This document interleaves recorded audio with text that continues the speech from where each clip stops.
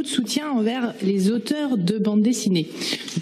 Nous ne partageons peut-être pas tout à fait ce qui fait attractivité pour notre ville, et je pense que la richesse des auteurs qui sont nombreux sur notre territoire en font partie. Car un des objectifs qu'a rappelé David Martineau est également de lutter contre la précarité de ces artistes. Vous n'êtes sûrement pas sans savoir que le collectif d'auteurs artistes ont manifesté à l'occasion du festival de la BD à Angoulême et dans plusieurs villes françaises, comme à Nantes le week-end dernier, pour alerter la ministre de la Culture sur le statut de plus en plus précaire des auteurs. L'élément déclencheur a été la hausse annoncée de la CSG. On pouvait d'ailleurs lire sur les pancartes « Hausse de la CSG non compensée est égale auteur en danger ».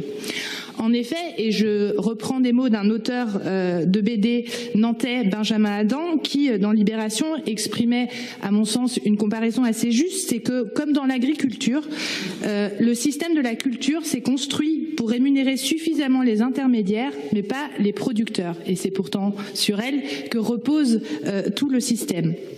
L'étude menée par les États généraux de la bande dessinée, publiée en 2017, révèle en effet des chiffres suffisamment éloquents.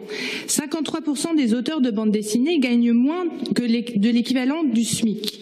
36% sont sous le seuil de la pauvreté et 55% d'eux travaillent le week-end 3 fois par mois ou plus. Cette précarisation inquiétante reflète une situation qui touche plus largement l'ensemble de la catégorie socio-professionnelle d'artistes-auteurs, auteurs de BD bien sûr, mais également illustrateurs, illustratrices, photographes, graphistes, etc. C'est un grand paradoxe, car soyons-en sûrs, la création artistique, dont la bande dessinée est un des vecteurs du capital social et culturel dont nous avons parlé précédemment sur un autre dossier, la culture est un des fondements de notre cohésion sociale.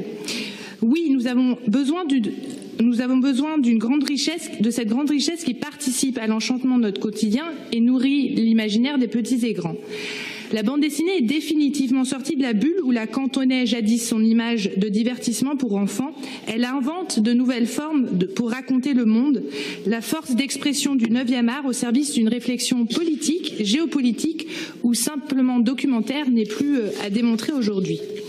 À l'échelle nantaise, rappelons simplement que ce sont 150 illustrateurs, dont 100 dessinateurs de BD, qui participent à la créativité et à la vivacité artistique nantaise. Dans leur vie professionnelle, bien sûr, mais aussi lors de temps forts, comme le festival Fumetti, ou quotidiennement dans la maison du même nom, avec des cours du soir, mais également des expositions, des résidences d'auteurs, et également des interventions dans les écoles sur le temps scolaire et périscolaire. Au nom la condition de la diversité culturelle est bien la juste rémunération de ces artistes et de ces créateurs, et au nom du groupe écologiste et citoyen, je tiens ici à les saluer et à leur assurer de tout notre soutien. Je vous remercie.